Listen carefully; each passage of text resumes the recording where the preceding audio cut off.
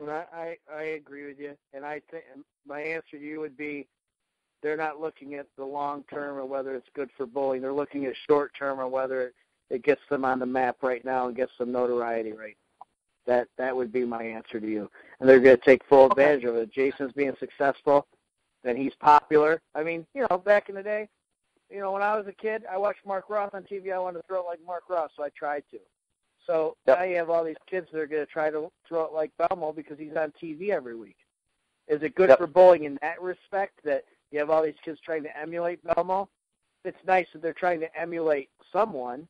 I don't know if it's good that they're trying to emulate him, but I just think that's where they're at. It's good for short-term popularity, and they're going to try to ride it and, increase business. That's the only answer I can give you. Fair enough. Okay. Fair enough. I'm starting to feel bad now, Eric, because I grew up watching you and Ozio. Why can't I be emulating Belmo? I might be winning PBA events right now. Let me tell you something. I'm going to be honest with you, and I back in the day or back in the Rhino, there wasn't anybody that I can remember who tried to bowl that way, and if they did, it just didn't work because the environment was completely different.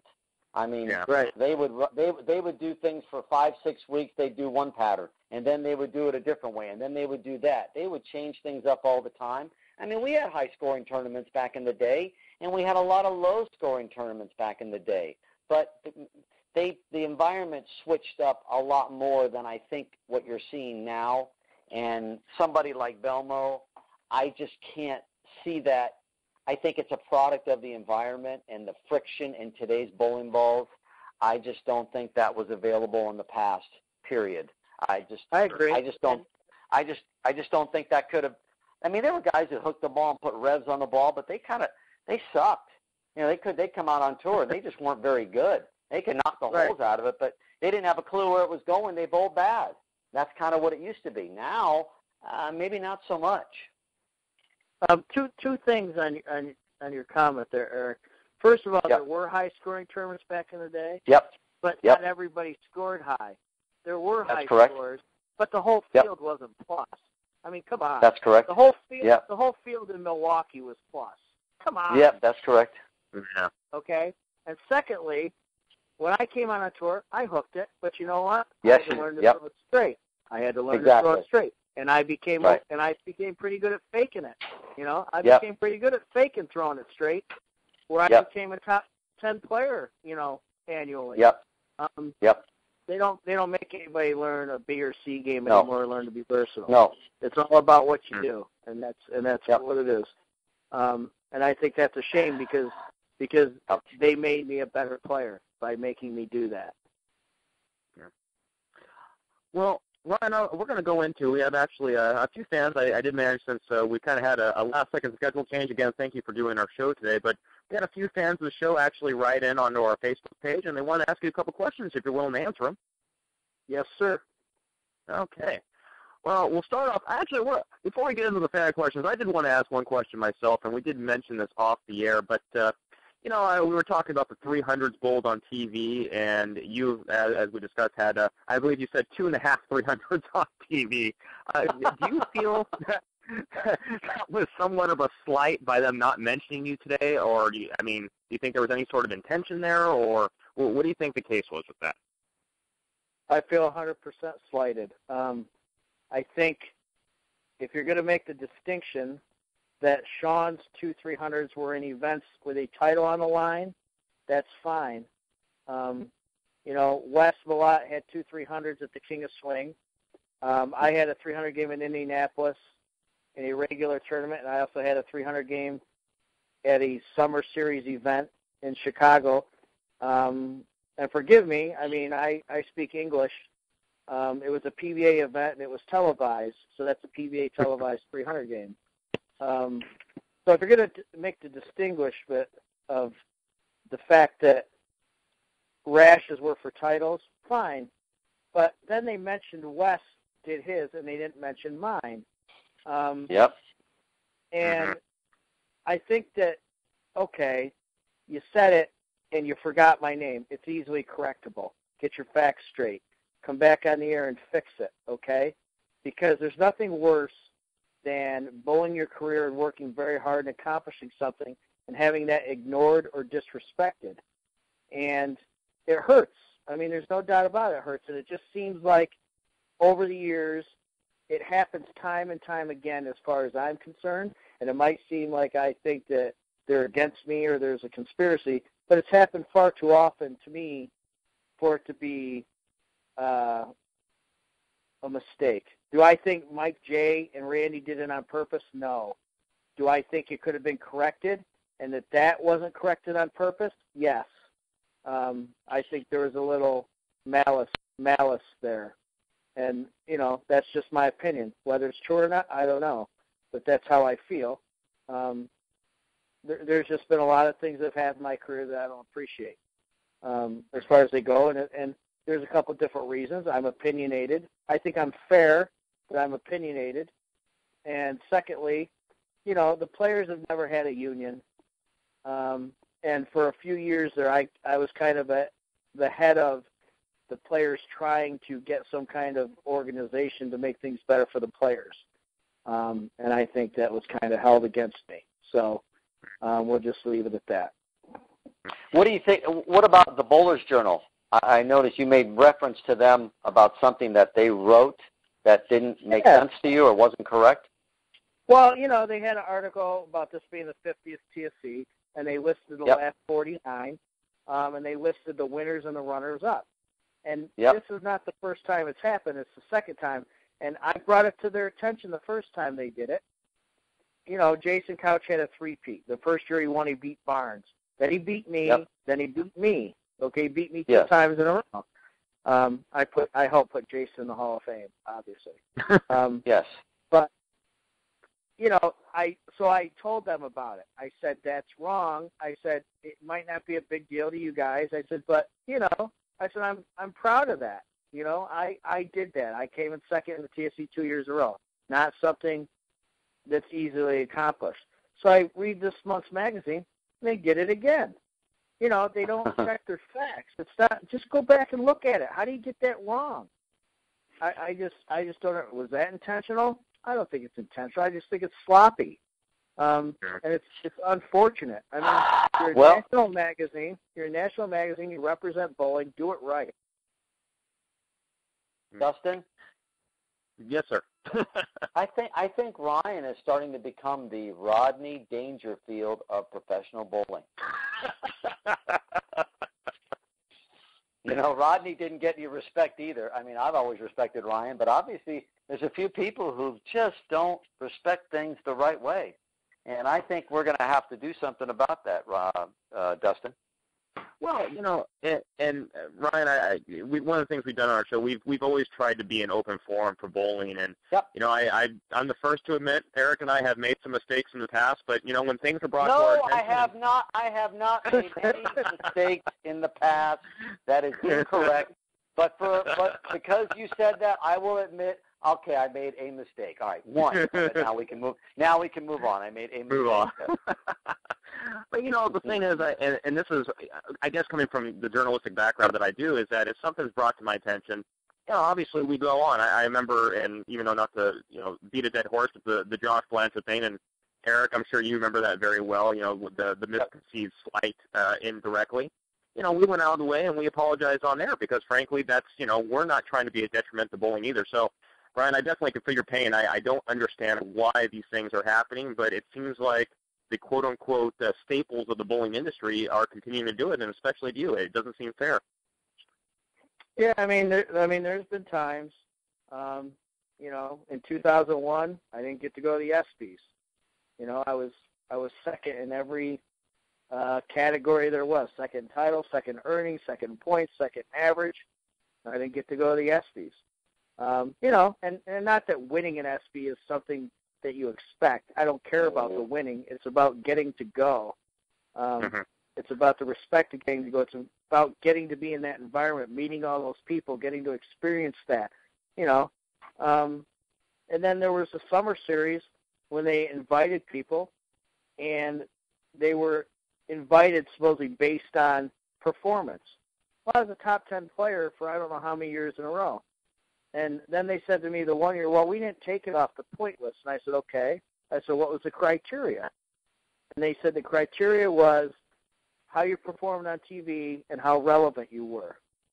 And I said, well, that's very interesting. I said, because I made 3 TV shows this year. One of them was a major.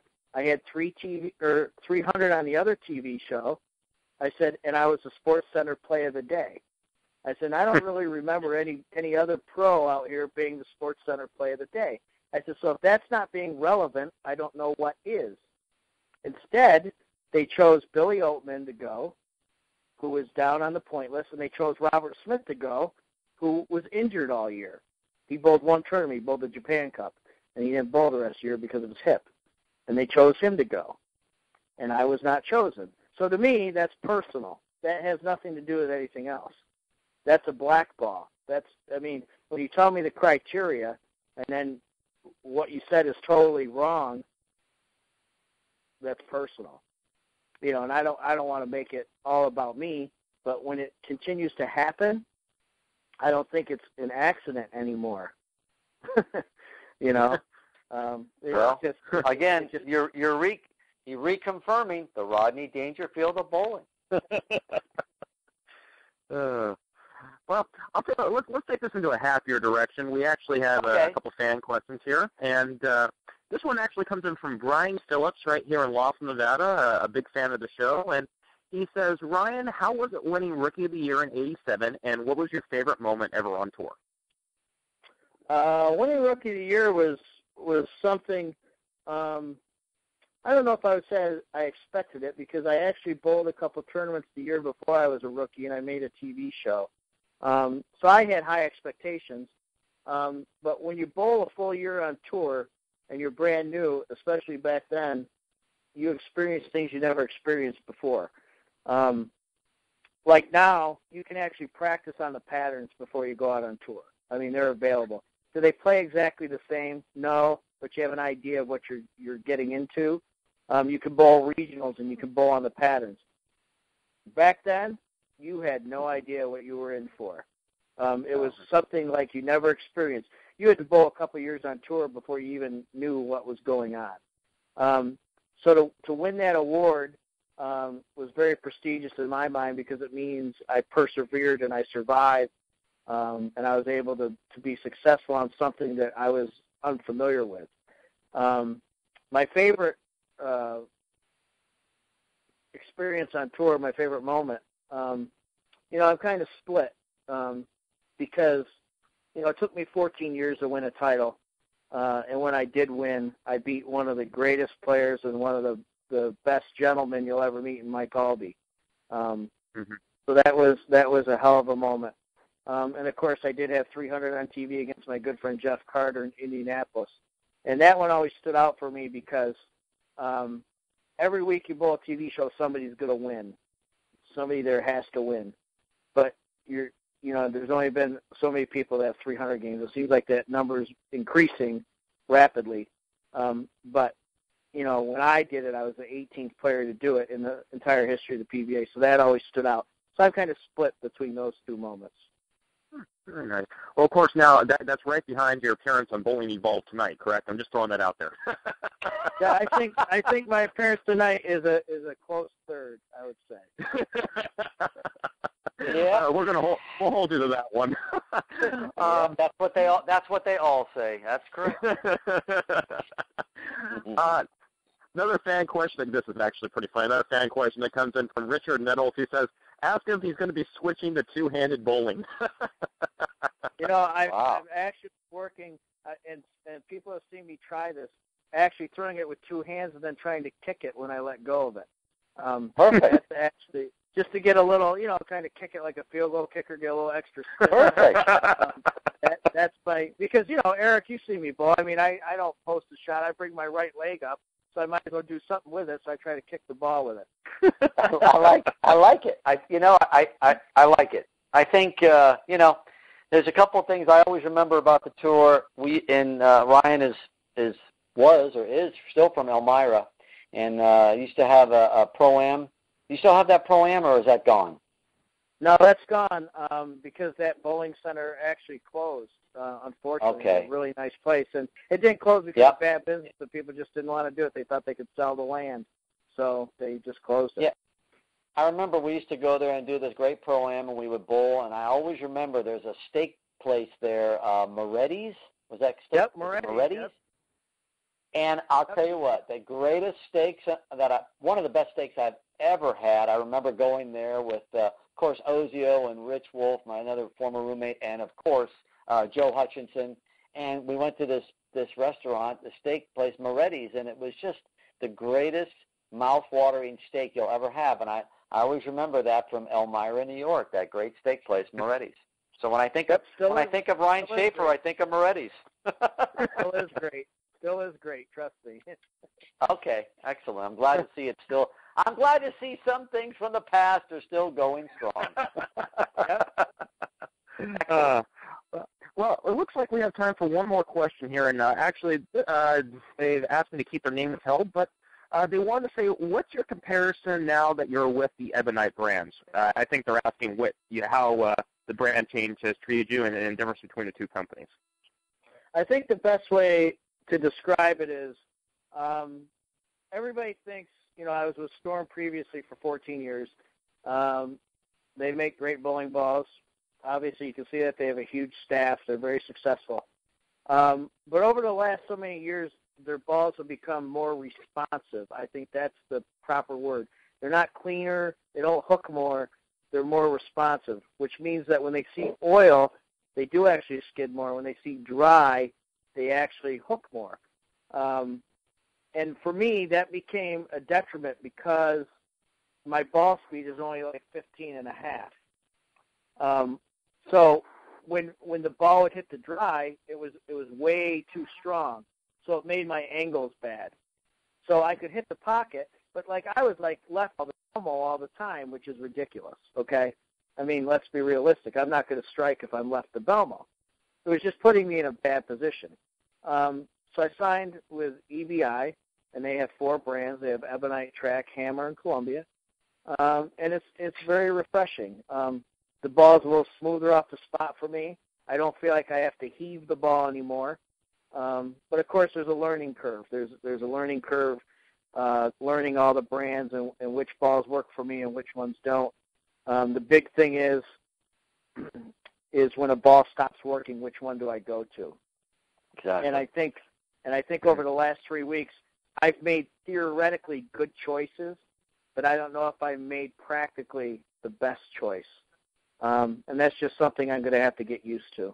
Over a 20-week season, it wouldn't seem as penal as it was for 3 weeks. We're done until the PBA League in March in Maine. So, I bowled 3 weeks, and I really didn't get a chance to feel out the equipment as much as I would like to, whereas in a 20-week season, I would get more of a chance week to week and get used to it and kind of, get into a mode there where I know what I'm doing and it's seamless. So bowling regionals and stuff, it'll help get used to that. But, Bugsy Kelly at Ebonite and the folks there, they welcomed me. They really wanted me. I think they appreciate what I have to offer, and it's nice to be appreciated. And like I said, sometimes things get a little stale. It's time to move on. And I really like what I see out of the Ebonite brands. I mean, they got a couple new balls. They got a Delirium from Columbia. They got a Red Widow Pearl from Hammer. They got the Bad Intentions from Hammer. They got the Code of Honor from Ebonite. I really like all those balls. I like the motions they make. So I have no problem with that. It's just getting used to the going ball to ball is a big thing for me. Well, sounds like it's been doing real well for you, although I have to say, while you're talking about the other ball brands, the big B on my chest is starting to burn a little bit. I don't know about you, Eric, but... Well, I'm sure you've got Big B underwear and Big B T-shirts and all kinds of Big B embroidered all over your stuff now. I understand, but just remember who helped you get the Big B. That's all I expect. My big check bonus coming in down at the end of the month, the whole $20 probably, maybe 10, knowing you. I expect something in return. Something, but it's okay. Hey, well, before the show's over, we will be talking about experience. experience together, so I think I paid you more than enough already. But let's get back into that in a little bit later. You're right. That was about my $20. one shot. That's about, yeah, you're right. We captured about $20. You're right. I got the $20 from you. But no, I can totally, after all those years with Storm myself, I can totally relate to what Ryan is saying. And it's good to know that I'm not the only one in my own little narcissistic world who thinks these things. And I'm glad that other people, because it's the same thing. The products are all really good, just like I tell people when they come in the shop. And all the companies make great product. It's just a question of getting them to match up to your style and the way you want to see the lane and feel the lane. And the transition going from Storm over into the Brunswick, all their lines, DV8, Radical, and Brunswick, is challenging. But it will, once it gets going, it's going to be very good. And you're obviously seeing the same thing with the EBI products. And, you know, when you're with someone for a long time, like you said, you do get a little jaded and say, is there any other ball except the one that I'm with? And, you know, and you really start to see it and you believe it, and that's what you talk the product up. And then when that door closes and the other door opens, you're like, wow, this ball's pretty good. And, hey, that ball's really good. And there you are. And, you know, that's what it's all about. You know, everyone's got a great product, and it's just a question, can you get them to match up to what you're looking for? And they'll strike too. They really will. They'll strike just as well. Yeah, I really like the motion. I'm enjoying the process. I really, it's refreshing because it gives me something to look forward to. Excellent. It's good. It's like cool. It's good to have that kind of fun again. Yep. Well, Ron, before we let you go, the last thing I want to bring up is that the one thing we do talk about on Bowling Evolved is bowlers giving back to the community. We've been very fortunate to be able to do some fundraising work for a few different organizations, the American Cancer Society, as well as mental health awareness. And I know you are the spokesperson for Animas, which is the insulin pump. So I believe you told me it was part of Johnson & Johnson, if I'm not mistaken, and trying to strike out diabetes. I think that's fantastic. And tell us just a little bit about your work with them. What I mostly do is, like at PBA events, they find media opportunities, whether it's print, internet, television, and I do interviews to raise awareness for diabetes, mostly kids, so that kids can see what I've done with my career, that I've been diabetic my entire career, so that when they're diagnosed, that's not a death sentence, and that doesn't mean their dream is over. They can do whatever they plan on doing with their lives as long as they're diligent with their care. They take care of themselves, and they work hard at it, because it is a daily thing. You have to pay attention to it. You know, you have to really take care of yourself to make sure your blood sugars are stable. Then in the off season, when I have the opportunities, they have diabetic camps that I go to, and I speak to the kids. So they have a really good, it's called the Animas Heroes program. I'm just one of several athletes that they have on their staff that works with kids to promote diabetes awareness and just making things better for the kids so that they see that there's a life with diabetes, that it doesn't hurt their chances to live their dreams. That's a very commendable thing, and I know, Eric, you and I have talked about many times what we can do, even though it's just our little niche corner of the world, but as bowlers we can reach out to a lot of people. And Ryan, I have to say on behalf of bowlers everywhere, thank you so much for what you do and keeping the dream alive in all these kids. Yeah, it's really enjoyable because, and the biggest time it happens is when I bowl Pro-Am. You know, people see the insulin pump, they ask me about it. You know, a lot of times kids are scared. They get into their routine, taking shots and everything, and they're kind of scared of the insulin pump because it's change. You know, it changes their routine. So I just explained to them how it changed my life and how it made my life better and easier. So I kind of convinced them that, you know, that's kind of the way to go. I was scared at first too. You just, you know, you're used to doing things the way you do it. You think you're being healthy and successful with what you're doing. But the insulin pump for me was a better way to go. So I try to, you know, tell kids, you know, you might want to research that, and it might be for you. Oh, yeah, obviously it's a great deal, and anytime somebody like Ryan can give back to an organization that has the ability to help kids and whoever else is suffering from that particular issue, it's always great, and especially when you're a professional. Even in professional bowling, there's a voice, and they can go and speak. I remember back in the day, we went and visited the children's hospitals. If you remember, Ryan, we did stuff, when we were in certain states where we would go visit hospitals and go see kids who were obviously sick and what have you. And even though it was a little challenging, it was still very rewarding to do. And yes. I don't know if they still do things like that, but obviously what you're doing is same type of stuff, and it's good to see that still goes on because professional bowlers, they don't really get treated, they never really have, like the other professional sports who are people who know those guys and they make tons of money. Bowlers really never get that type of response or respect as much as they should. Maybe a few here and there that get pushed, like Pete Weber, of course, and maybe a few others because of the way Pete is. But overall, the majority of the guys, they're unsung heroes. They don't know who or what they are. And they've always said it, professional bowlers are the most accessible professional athlete on the planet. No doubt about it. Pro-ams and everything else we used to do, and still maybe they don't have as many pro-ams as they used to when they used to really have pro-ams, but you couldn't get that close to a quote-unquote pro athlete. And I always thought that was kind of cool, that to be able to do that. And it's really hard to do it in the other organizations. It's hard to get near the professionals. They really keep them away from everyone, and you got to go through their agents and give them a lot of money, and it's just completely different, And it's good to see that kind of stuff is still going on with certain people, obviously like Ryan, the Rodney Dangerfield of the tour. You're going to make this work, aren't you, Eric? I'm gonna. You know what? Because again, he never got any respect, and I've always respected Ryan. I know how good a player he was and is, but it just for some reason it gets overlooked, or it just gets thrown under the carpet, so to speak, and it's just not. Maybe because he's got a strong opinion and what have you, and maybe they don't want that. They want other things, but it's a shame, But that's what Bowling Evolved is for. This little that's our job. We're gonna get out there and we're gonna push it, and Dustin's gonna take care of it for you. Good. I'll give you your 10%.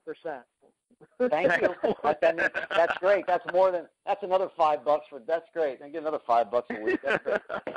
I like it. Well, that's going to take us into our break, and I want to say again, thank you so much, Ryan, for coming on the show. Anytime you want to sound off, Bowling Evolved is here for you, and we'd be happy to have you back on. Great. I really appreciate you asking me to do this. You guys do a great job, and Eric, I'm sure I'll see you in a couple of years bowling on. Ryan, again, it was great. Every time I get a chance to speak to someone from back in my time, so to speak, it always is. It's great. It's exciting. It's fun because I can kind of relive certain things in my mind. We do have – I got to bring this up before I let you go because if I don't bring this up, I wouldn't be true to you. Dustin, in the past, I did have a chance to bowl Ryan on TV one time, just one time. And I know Ryan knows what show that was. And I know what happened. What? And I know what happened.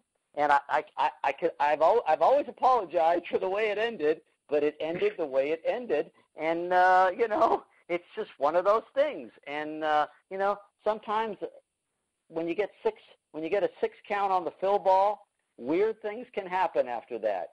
And you know what's weird about that, Eric? Any other time? Yeah. I mean, you know how difficult those lanes were. I mean, they were just brutal. Oh yeah. Yeah. I shot a 200 game clean. And yep. I need 9 on the fill ball to shut you out. Yep. And I threw it and I leave the bucket.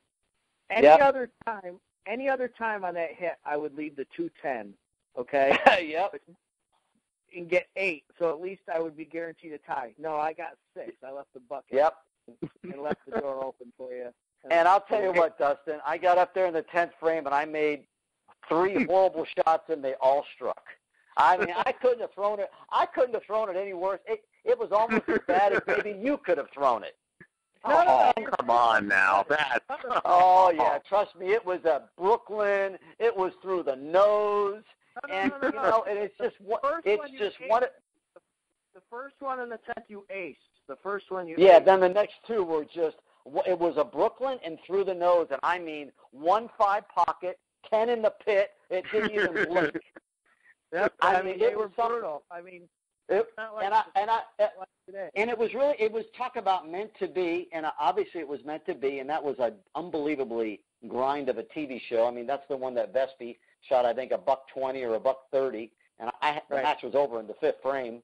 And it was just a horrible, low-scoring tournament. And, you know, throughout the week it was pretty good scoring. And I don't know whatever happened on that TV show was just unbelievably bad. And it was just funny because, you know, you have to have you got to have luck to win a tournament. But, I mean, that TV show was the epitome of getting up there in the 10th frame and have all kinds of good things happen. Your opponent doesn't get 8 or 9 to he gives you a little bit of an opening, and you get up there and you just carry all kinds of garbage. And but that was part of that live. He's talking about that live TV, the culmination at the end of the week, exciting. And back in those days, like I've told you, you have no idea what it was like to bowl back in that area at that time. That bowling center was packed with thousands of people. It was bowling around the Great Lakes back then. It was like heaven. It was like a mecca of bowling. They treated you like you were a rock star. It was fabulous. It was just fabulous. Yep. And I'll tell you what, I'll take 200 on that condition anytime. Oh my God, yes. It was something. And I do have to chuckle because that was obviously a tough moment for Ryan and a fortunate moment for me, but that was our only experience of bowling against each other on TV, and maybe down the road when Ryan turns 50, before I ever get to be 100 and quit, we could have another couple matches out there on the senior tour, because I think he'll enjoy the senior tour quite a bit, and of course he'll be a powerhouse when he comes out there, like every other young old guy who comes out on the senior tour who's got any ability at all. I'm looking forward to it in a few years. Hopefully I won't be too old by then. Nah, you'll never be too old. You're too much of a stylist. Too much. That's right. That's right. That's it. I'm going to bowl forever because my game will just last forever. Just hopefully I can keep getting that 5-pin to fall off the deck, but that's okay. Oh, jeez. Well, on that note, I'm going to bite my lip and say, ladies and gentlemen, stick around when we come back. We'll do a little closeout on our show and have a little finish with some big breaking news on the new Bowling Evolved website right after this. Welcome back, bowling fans. Well, it was fantastic having Ryan on the show. It seemed like you were rehashing the old days, and, you know, it's always fun for me to listen to two guys that literally I watched growing up have a walk down memory lane. It makes me kind of feel like a kid again. Well, I'm glad it makes somebody feel like a kid. It just makes me feel damn old.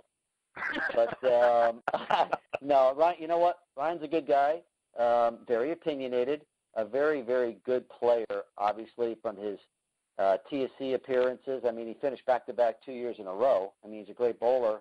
300 on TV twice, majors, 3-4 titles. He's steady. He's strong. He was always tough, you know. And I mean, and he's still at. I think he said he was 48 years old now. He's still out there. He's still working at it, still trying, still has an enthusiasm for the game.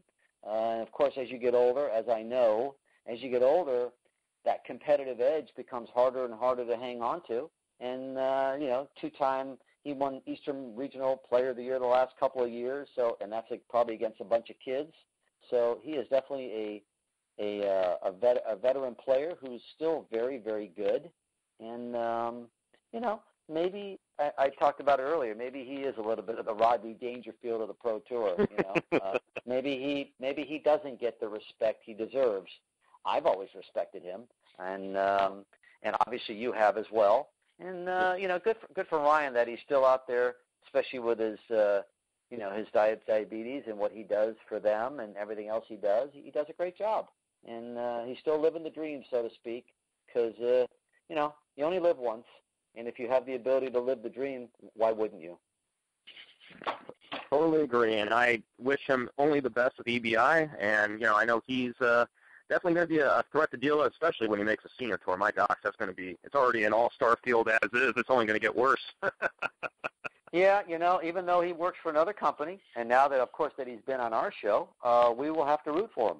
So anytime he goes out there and bowls out on the tour, we're always hoping he does well. I mean, heck, I'm not bowling against him. I hope he bowls great. No, like I said, I've always respected his ability. He's always been a tough player, a gritty player, and a great grind-out bowler, obviously, by making all the shows in the U.S. Open and the majors. That's what it used to take back in the day. I don't know if it's quite like that anymore, but that's okay. And we get his perspective on what's going on out there. It's incredibly valuable because we only see it like all the other fans from from the sidelines of the computer, the internet, the TV shows. But he's out there in the trenches, so to speak, and it's good to have somebody out there. And he's willing to come on our little show and tell us what's going on.